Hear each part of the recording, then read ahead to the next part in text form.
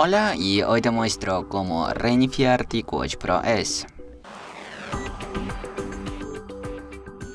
Pues bueno, para reiniciar ese reloj, primero tienes que presionar ese botón que está aquí, unos segundos, y ahora aparece el menú apagado. En ese menú tenemos segunda opción reiniciar, seleccionamos reiniciar y esperamos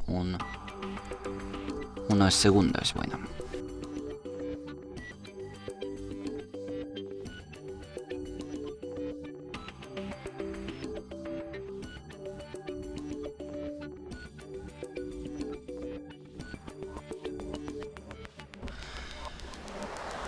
Y bueno, si os gusta el vídeo, si esta información ha sido útil para ti, deja un me gusta y no olvides a suscribirse al canal. Hasta luego.